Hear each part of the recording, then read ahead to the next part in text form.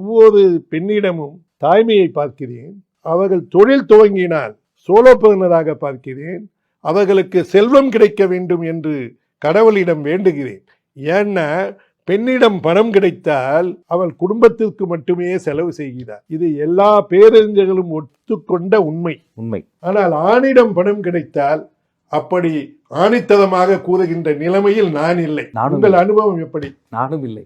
அப்ப இதுவதும் ஒத்து போகின்றோம். வாசகர்கள் பார்வையாளர்களும் ஒத்து போவார்கள். ஏன்னா பெண்களிடத்தில் பணம் இருக்க வேண்டும். அது குடும்பத்திற்கு செல்வத்தை செழிக்கும், சேமிக்கும். அதை வச்சுதான் நம்ம நாடு முன்னேறும். எங்க வீட்டுல சார் அம்மா கிட்ட காசு வந்துச்சுன்னா, காசு நிறைய இருந்தா ஒரு கறி குழம்பு வைப்பாங்க, எனக்கு கறி போடுவாங்க. காசே இல்லைனாலும் வெறும் குழம்புன்னு ஒண்ணு ரெடி பண்ணி போட்டு அந்த பினான்சியல் பேலன்ஸ் கரெக்டா மெயின்டைன் பண்ணுவாங்க. ஆனா அப்பா அப்படி கிடையாது. காசு நிறைய இருந்தா ஹோட்டல் போய் செலவு பண்ணி விட்டுருவாரு. காசு இல்லைன்னா அவர் பேனிக் ஆயிடுவார், என்ன பண்ணணும் தெரியாது. பட் அந்த அஞ்சரை பெட்டி, சிறுவாட்டு காசு, அந்த சுருக்கப்பையில காசு சேர்க்கறது, ஏதாவது ஒரு எமர்ஜென்சி சுச்சுவேஷனா அம்மா எங்க இருந்து எடுப்பாங்கன்னே தெரியாது. டக்குன்னு அந்த ரிசோர்ஸ் ஓபன் பண்ணி சர்ப்ரைஸா கொண்டு வந்துருவாங்க. நீங்க சொன்னது மிகப்பெரிய டேக்அவே இதுதான். கண்டிப்பா பெண்கள் கிட்ட செல்வம் சேரணும். நான் ஒண்ணு சொல்றேன் ராஜமோகன், நீங்க அம்மாவை போற்றுவது எனக்கு புரிகிறது. தந்தையை ஏன் அப்படி தாழ்வாக பேசுகிறீர்கள்?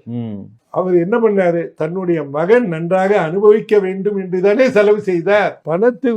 பணத்தை நாம் விரும்புவதே எதற்காகன்னு கேட்டீங்கன்னா, அதனுடைய பர்ச்சேசிங் கெப்பாசிட்டி.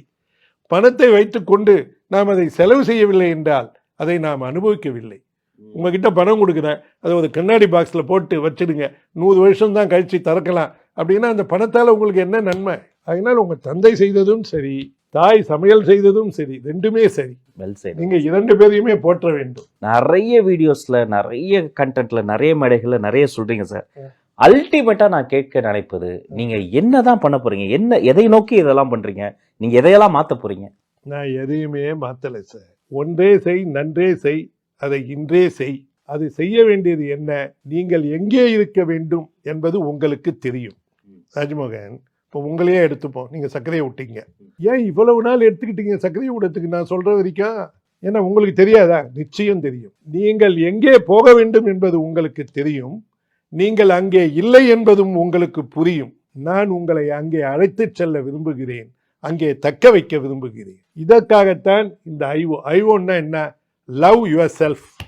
உங்களை நீங்களே விரும்பலைன்னா யார் உங்களை விரும்புவாங்க? இப்போ சட்டை போடுறீங்க, அது கண்ணாடியில் போய் இப்போ இந்த கருப்பு சட்டை உங்களுக்கு நல்லா தான் இருக்கு, எனக்கு கூட கருப்பு பிடிச்ச கலரு. இப்போ இந்த சட்டையை போட்ட உடனே நீங்க முதல்ல கண்ணாடியில் பார்த்து நல்லா இருக்குன்னு சொன்னாதானே மற்றவங்களுக்கும் அது பிடிக்கும். உண்மை. ஆமா.